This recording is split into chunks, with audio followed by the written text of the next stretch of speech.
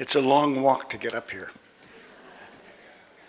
Well, it's a great honor for me to be here, and thank you all for coming.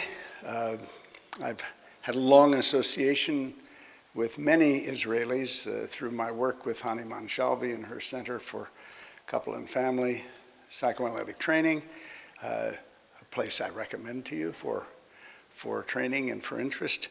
So our theme for today is to talk about changing times. I think you're going to find it's not quite up to date about how fast things are changing in Israel.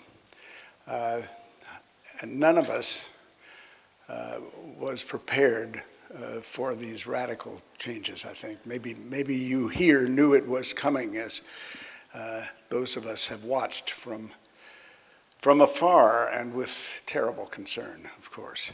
And you may know we're facing some of the same issues in our country, also with quite a lot of dread and hope. All right, so we're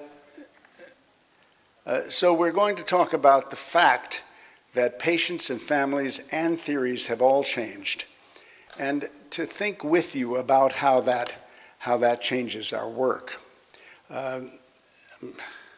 I'm setting a timer here so I can stay within the time constraints that we've got. All right, so to our concern.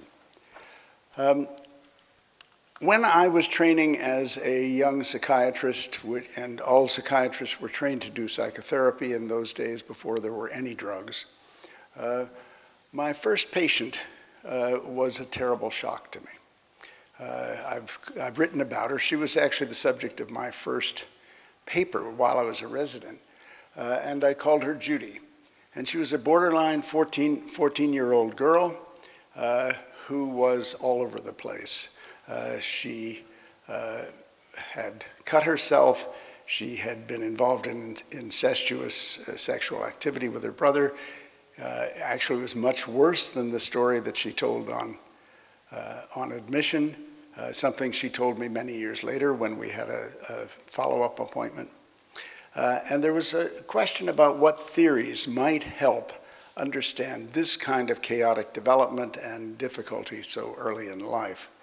And even then, existing theories didn't really cover it. And then we discovered that something that had recently been described called borderline personality. And it had only been described a couple of years before I saw her. And of course, it's come to be a dominant diagnosis in our field for those people who had traumatic and disorganized attachments and grow up to have such chaotic personalities. Now, at that point, all the theory that we had was from Freud. It was long before there were the early studies of families in the United States and in South America, although it turned out, long in retrospect, that Enrique Pichon-Riviere in South America had already started doing family therapy. He was really the true originator of family therapy, starting in the 40s and 50s, but was unknown in the English-speaking world, and I think that includes the Hebrew-speaking world, I think.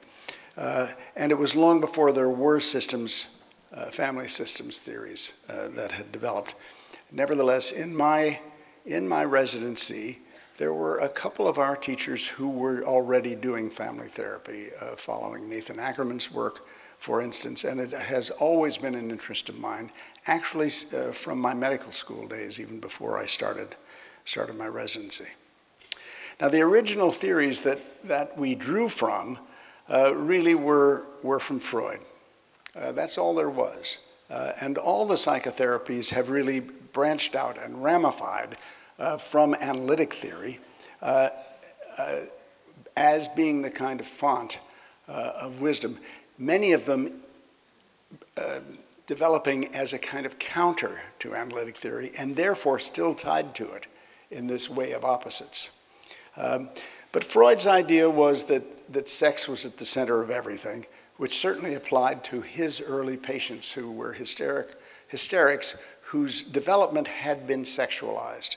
So seeing all these women who had paralysis and mutism and recovering their memories first through hypnosis and later through free association, he heard stories that were heavily sexualized, and for that reason put in his original theory that sex was at the center of everything. Now, I've studied sexuality quite a lot, especially early in my career, and I think sex is really important, and that's not the main message I'm bringing you today, but it isn't everything. So Freud did what he often did in his career, which was to discover something really important and then make too much of it. Later in his theoretical development, he developed ideas about how the mind or the ego is structured. He had thought in the beginning of his career that trauma was at the basis of everything and probably incest, which he then discovered was not really true, that these were stories that were often fabrications in the mind of the patients. And so he dropped his central concern in trauma, although he never completely turned against the idea of how much trauma had a role in the organization of difficulty. But when he dropped it, it was to develop something that became terribly important in its own right, which was the intrapsychic alteration of memory and experience. That is, the way the mind itself changes things in order to make sense of them. And that really formed the basis of analytic theory. Now, on the way to this, and in writing about his patients, which he did with great clarity, Freud decided that families were the problem. But he didn't mean it in the way we think about it. He meant you really want nothing to do with them because they only interfere. Well, sentences like this often have double meaning, and I think that we as a group can agree that families are the problem. Only we want to engage with them, not avoid them. Freud's theory also formed the beginning of object relations theory, which is the theory I draw on centrally. Now, his original techniques included hypnosis, which then led to his discovery of free association. That is, that he didn't need hypnotic technique for patients to be free to talk. He put them on the couch. Originally, he would touch them on the forehead and say they should say whatever came to mind. He dropped the part of touching them on the forehead. And he developed the idea that patients would resist saying things that were terribly important. He also discovered that they would treat him as though he were an object in their previous life. So he discovered the notion of transference, which is the treating of a new situation as if it were an old situation. And in therapy, that means treating the therapist as if he or she were a character out of their old lives, and that is a source of resistance. But he discovered, especially when he first discovered it, it actually was the way in, that was the way the therapist could really learn what the patient's inner life had been like. His initial idea was to interpret things as having developmental origins, which was called genetic reconstruction. That is, this is the genesis, this is the beginning of all the trouble. And he did something that has allowed us to look back at his work and see things that he saw but could not relate to his own theories. So his papers on his original cases, which make wonderful reading actually, he won the Goethe Prize for Literature from his clinical writing. He described these families in great detail, but then couldn't link them to the theory. The theory was really a linear developmental theory, and then you got into trouble at some point on the ladder on the way to maturity, and you would slide back down that ladder. And that was a kind of linear theory based really on his model of 19th century physics, where every action has an equal and opposite reaction, and things are done in a linear way. Well, we've moved beyond that. The setting of analytic theory was to privilege the individual patient and the analyst. They were the only people that mattered. The families didn't really matter. They came into the stories, but they really weren't part of the treatment. For the analyst to remain scrupulously neutral. Now, Freud meant by that to not take a position about what the patient should become, to not give advice and be reflective, but also it was interpreted by analysts who followed Freud to be extremely silent and reflective and to show nothing about the analyst's self. Actually, Freud's patients knew all about him. His office was in his house. He would have them to dinner. It was not neutral in the way even we would like to maintain these days. So what about current psychoanalytic theories? Well, the one that I use as the center of my thinking, not the only set of ideas, but the central set of ideas, the kind of skeleton, if you will, that other things hang on, is object relations. And it really centers on the idea of providing psychological holding. The model is the mother's arms around holding of the infant as she provides for nurture, the facilitation of development, feeding, safety, and warmth. So that's a central tenet. Another one is the idea of containment, which is different. It's an idea that, formed by Wilfred Bion, the idea that the parent's mind is the container of the infant's unformed mental ideas, anxieties, the lack of structure in the newborn's mind, and that the newborn communicates through unconscious communication, which we call projective identification. That is, the infant puts elements of its own experience into the mother's mind. The mother takes them in, she introjects them, she identifies with them, so we call that introjective identification, and they rumble around in her mind till she makes unconscious sense of them. Not that the mother isn't consciously thinking about the baby, of course she is, but the main work is unconscious. A kind of unconscious resonance with the baby's experience, and then she feeds it back to the infant in a more structured, less frightening way. So that this is really a model for not only development, in which the infant's mind is formed in the crucible of the parents' minds, but it's a model for therapy as well. Patients bring to us the things that frighten them, that they can't understand.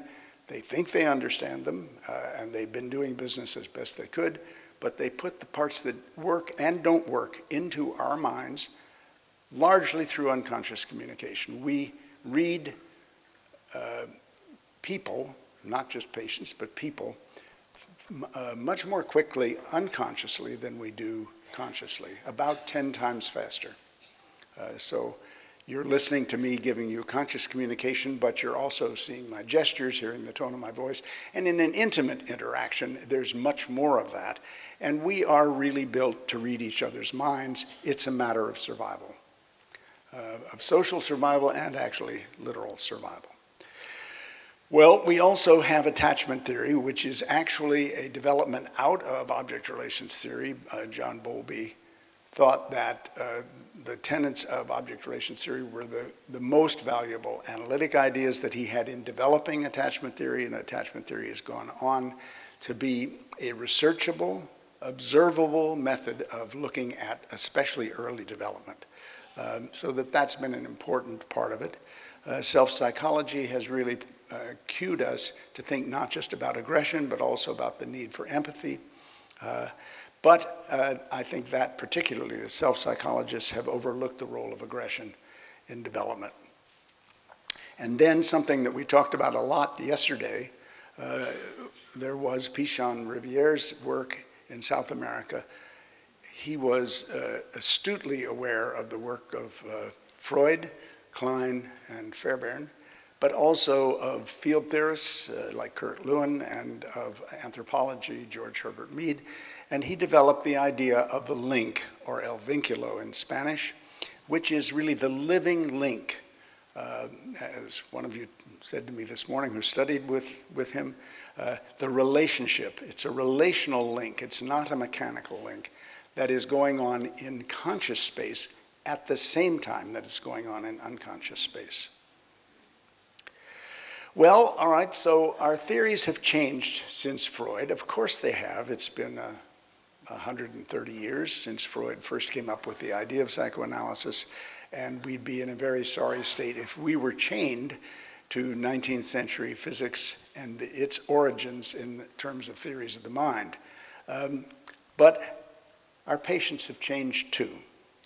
So Freud's early patients, written about in studies in hysteria in the 1890s, followed by quite a wonderful paper, which I recommend to all of you. That is the fragment of an analysis of a case of hysteria, also called Dora.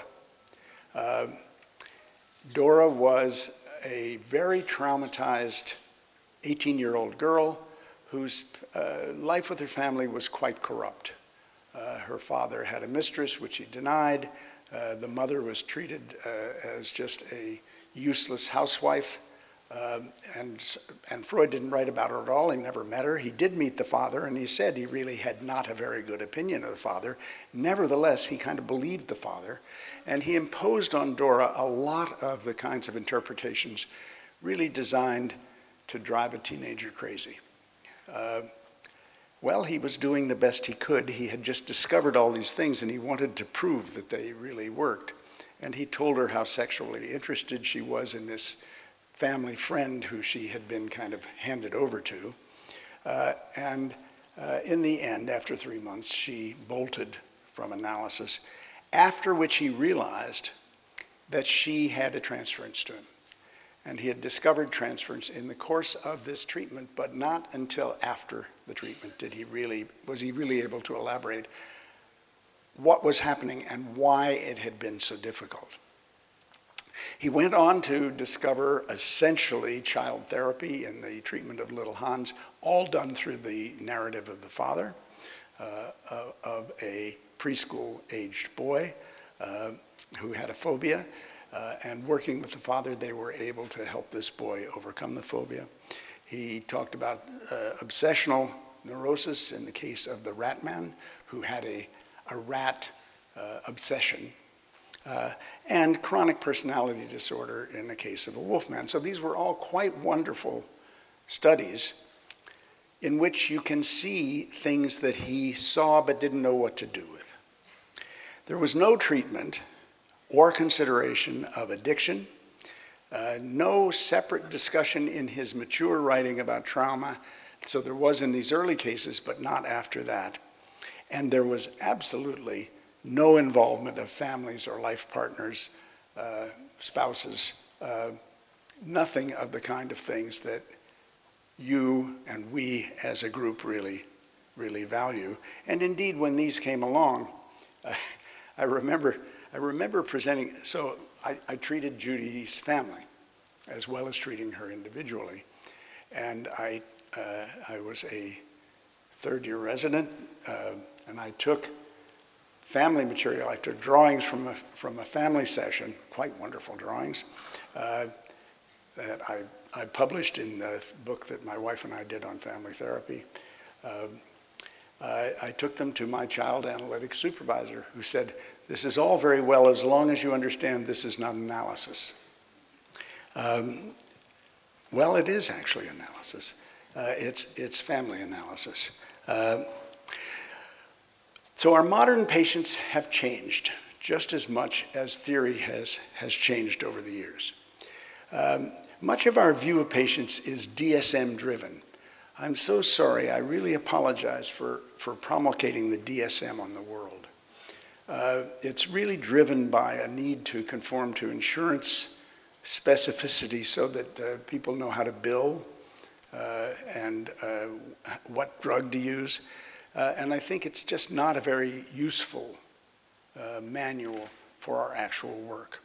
What is better is the PDM, the psychodynamic diagnostic manual, which is an attempt really to think about the actual dynamic origins of various difficulties.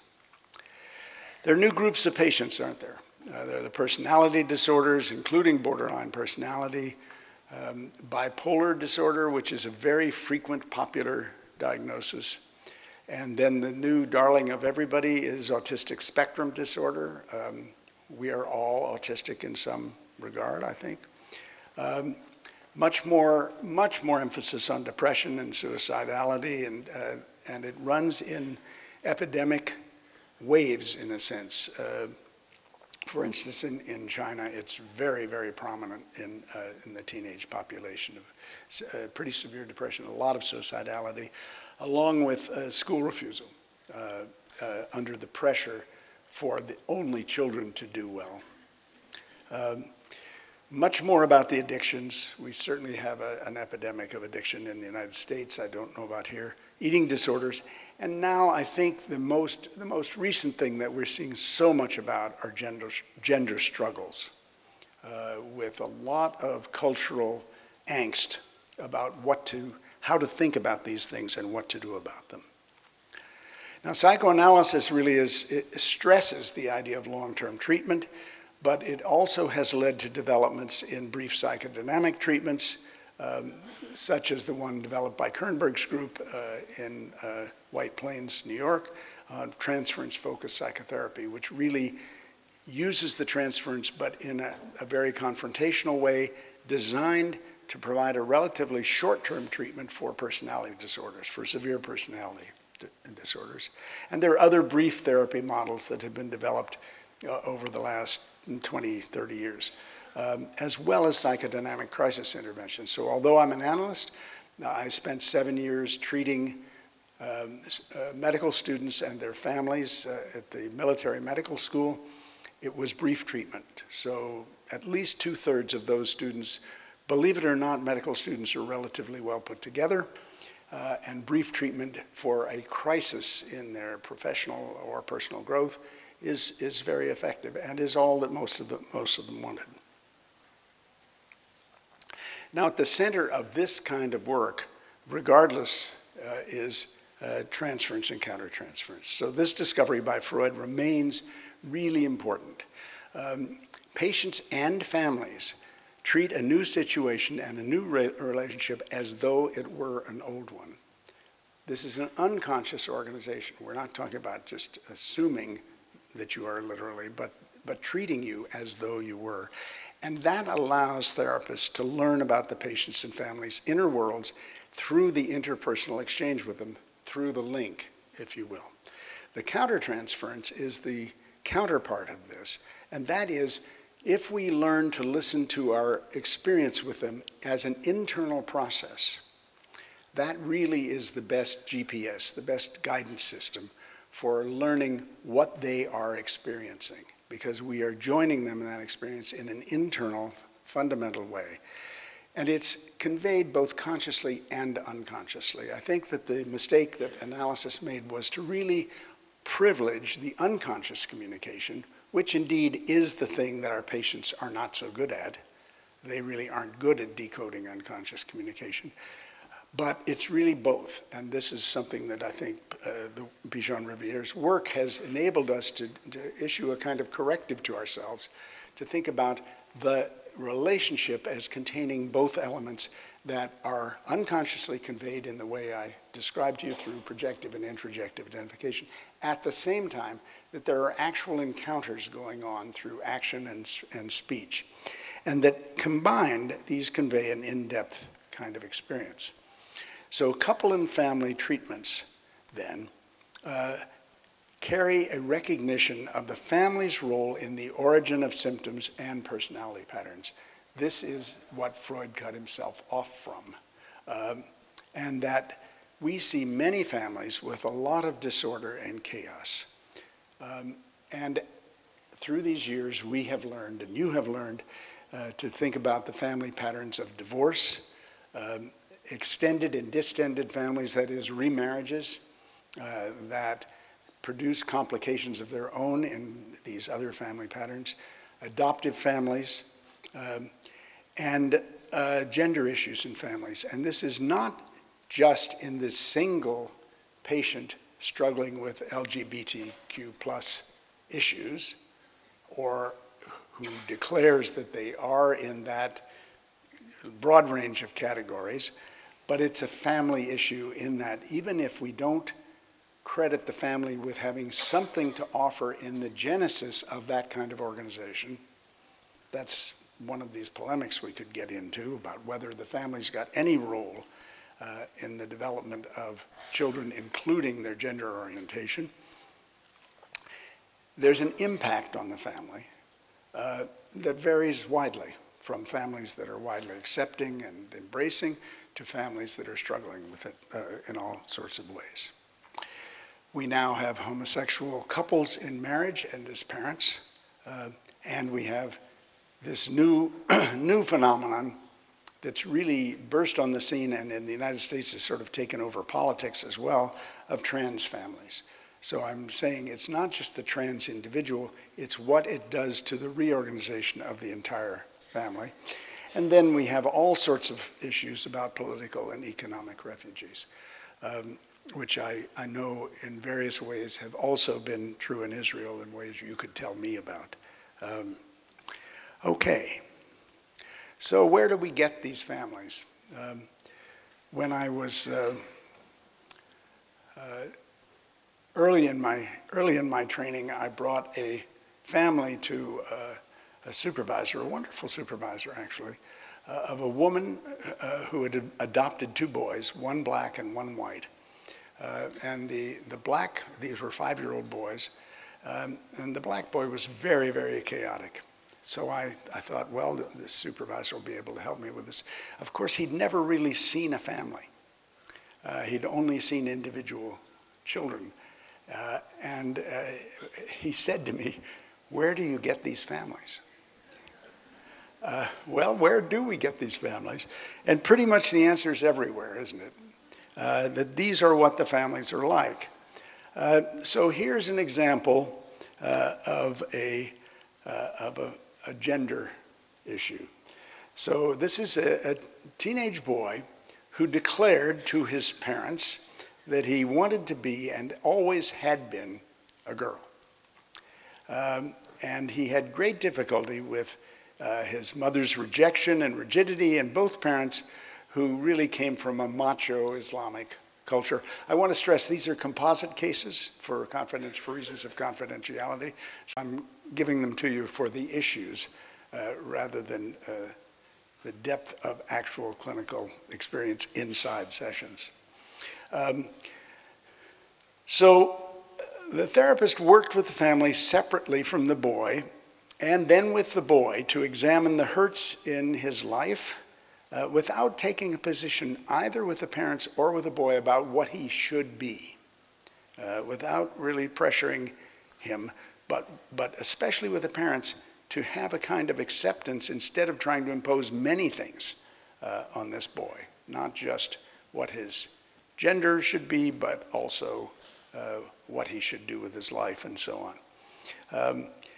And what the therapist and the patient learned was about the self-hatred that was folded into the doubts about his genitals, where he had located in a kind of condensed and focused psychosomatic conversion his self-hatred. He hated the macho boys who would only talk about sports and about hazing other people. And in the exploration that were folded into this trans identity, he became actually quite reflective. And he became quite a good analytic thinker about himself. And during the therapy, then, he would alternate between the wishes to be a girl and the sense of himself as a boy with a kind of feminine side. And in the end of the therapy, he found a girlfriend who was kind of a tomboy, who appreciated his femininity, but who liked him as a boy. And off they went. Who knows what will become of these kids. And through all of that, there was significant rapprochement with the parents, and most kids, far and away the large majority of kids, settle into an acceptance and embracing of the gender that they were born with. Well, turning to some of these other issues, what about cultural issues? What about the impact of the cultural climate on the wide variety of issues that impinge on families? And this has already been referred to this morning in the introductory remarks. The issues of race, which I think translate here into the issues between Jewish and Arab races, but in the United States really focus on what do we do to be less prejudiced and less harsh on the black population especially, but also on other people who are not white European descent. Poverty, which is a huge trauma in a very wide-sweeping way. Gender issues and historical trauma, the issues of the Holocaust, for instance. And in the United States, the issues of slavery, which really constitutes our own national Holocaust. So what do? Do we alter technique? Or if we alter technique, how do we change what we do and how we think about what we do? Now, we could be in a debate, and I think this would probably be a wonderful place to have the debate about the efficacy of psychoanalytic treatment versus systems theory and systems family treatment, attachment treatment, DBT. We could get lost in that. I don't propose, we're not going to do that on my watch, but you may want to do it after I leave. But psychoanalytic treatment is a systems theory. It always was a systems theory, one that has been enriched by the development of other branches, all of which kind of budded out of it. They may have budded out of psychoanalytic treatment by saying, I declare I'm against psychoanalysis for all the harm that it does, but it's always been in a kind of unconscious dialogue, if you will. I think the analytic theory, when enriched by the findings of other investigators and therapists, is the most comprehensive model for understanding families and couples and individuals. And it was my pleasure when I was chair of the IPA's Family and Couple Psychoanalytic Committee to really investigate that by working with therapists from around the world. Hani worked with us frequently, but included people from South America, from Europe. Africa is still a dark continent, but Asia for sure. And this way of thinking about it corresponds to the development that has been called internal family systems. But the fact is the family is a system. Of course it is. It's also a group. And so knowing about group theory is terribly important for understanding families, including couples who are a very special small group of two. And that is represented as a fractal inside the mind. So we all have internal families that correspond and are different from the external families that we live in. And I think this is a good skeleton to hang all these theories on, because it welcomes the contributions from other approaches. But its particular strength is understanding in depth. So what we hear is that early history does shape children and families. The family's culture shapes the child, and in a reciprocal way, the child changes the family. So you can see it especially with the firstborn. A couple without a child is fundamentally different than a couple the minute, really from pregnancy on, but the minute the child's born and they become a radically enlarged group. The move from 2 to 3 is the hugest movement. 4, a little less so, but still different. And so I don't think I have time really to detail Judy's family therapy, but she had a very traumatic history, including very negligent parents, but she was her father's darling, and he died suddenly when she was 5 years old. And she never really mourned or got over that loss, but turned to her older brother who had sex with her. And actually, it turned out years later, she told me, that he actually had pimped her out to his friends. So it was a very, very traumatic history, one that she spent really all of her life getting over, not just in the treatment with me, which lasted while I was a resident. I learned really everything I knew about family therapy. I learned from her and her family, who were enormously cooperative. And then I had follow-up interviews with her at her request about 20 years later, where I continued to learn.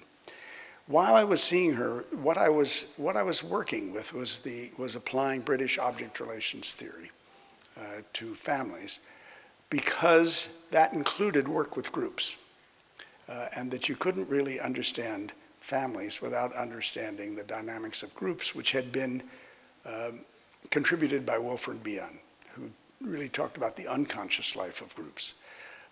Henry Dix at the Tavistock Clinic had studied couples. He actually began studying couples by having two individual therapies, and then the two therapists would meet with Dix to put together the dynamics of the couple. And finally, he realized that really the thing to do was to see the couple together.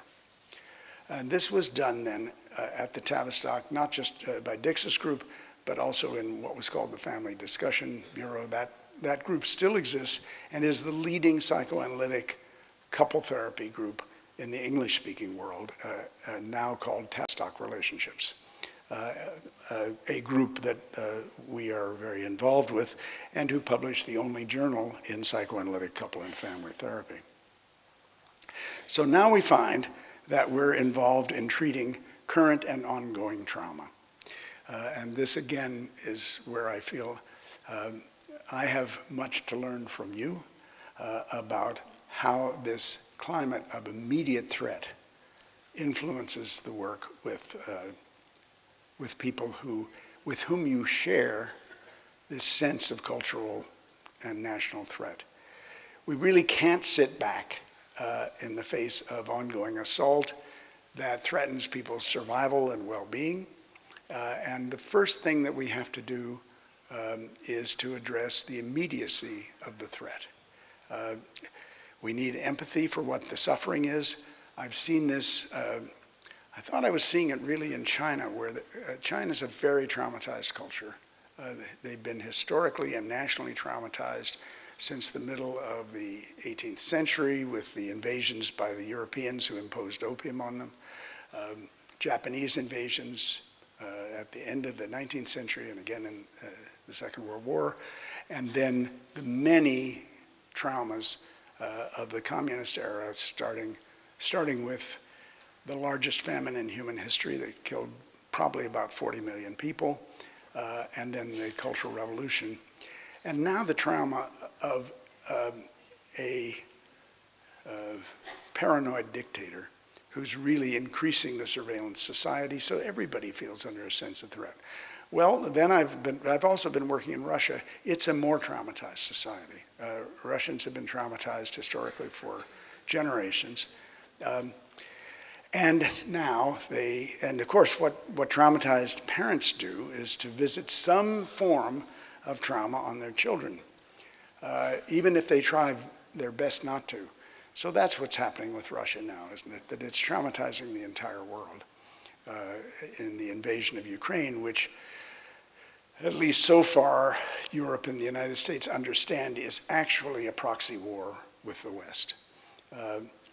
Well, I know that you're having your own form of threat and trauma that's extremely immediate, and we're all therefore in the business of dealing with traumatized people who are facing immediate threat, and where the principles of sitting back and being reflective and interpreting are not enough, and that in the presence of this kind of threat we have to be more active, we have to be extremely empathic, we have to debrief acute trauma, and we're in the process, and I think here as all of us were with COVID, where we were in the same state that our patients and families were, so that dealing with their struggles with the pandemic always resonated with our own struggles to deal with the pandemic. Well, I know that that's the situation in Israel now, where then you have an identification with the patients because you share the threat. War and politics do that to all of us. So we're treating families and couples and individuals in a time of turmoil with these global threats. We're not immune to that in the United States, so families who live even in Washington's inner city, a few blocks away from the capital of the free world. Sometimes people think it's a civilized world. That's not altogether established. There's extreme poverty, lots of crime, lots of people living under threats of being shot at in random ways. So families are living in these circumstances that are just awful. With COVID and changes to family living, something we are emerging from, with financial constraints, the kind of things that mean divorced couples may be living in the same house with their children because they can't actually do otherwise. So I said that I started out really with object relations theory, but I knew what the developments were in family systems theory and the works of all the people that are near and dear to so many of you here, Marichimbo and Framo, Borzameni-Nagy, internal family systems theory. And when we began to write about an analytic family therapy, we drew on everything that seemed useful. And one of my mentors said to me very early on, he had really edited almost every important psychoanalytic publication in the English-speaking world. He said, well, you need to pick your theory depending on the people you're seeing. So for some people, using Fairbairn is just fine. For other primitive people, you need what he said to go to deepest Melanesia, meaning the very primitive thinking of Melanie Klein. And that was true for psychotic patients and so on. And I think this is true here, isn't it? That we need to be able to have as diverse and well-stocked a backpack as possible. Now that doesn't mean that you are necessarily thinking, okay, which weapon do I take out of my backpack at a given moment? But to finding that with good training and experience, that something occurs to you that seems useful at the point that you're dealing with a given patient. But I want to come back to the importance of the unconscious in family therapy. So as I said to you earlier, Henry Dix, he discovered the idea of mutual projection in marriages. That is, there was mutual unconscious communication that really formed the backbone of a couple's link to each other. And then colleagues of ours in Washington, John Zinner and Roger Shapiro, applied this to larger families in their studies at NIMH on families of adolescents. So that now we can see that projective identification, unconscious communication in therapy is what gives us, in the transference and countertransference exchange, the depth of experience. So just a couple of examples in the last minutes. So here's an example of a family, of a girl I'll call Yolanda. This is a black girl adopted by a white mother who herself had emigrated to the United States from South America. This girl was very, very oppositional with her mother and with her cousin, who was kind of acting as a sister, who was living with them, the cousin had come from South America, living with this family of 3 women, but she never acted out with the au pair, with the nanny, not just an au pair, with who she always was delightful. But she was so difficult with the mother that the mother just could hardly stand it. She didn't want rid of this child. She didn't want to undo the adoption. She loved her, and Yolanda said to me, "Oh, I love my mother." I said, "Why do you keep asking your mother if she loves you? Are you worried that she doesn't?" And she said, "Oh, no, she loves me. I just like to hear her say it." And she said she wanted to be a boy. Now, this girl drew a picture of herself for me that clearly showed that she looked rather masculine.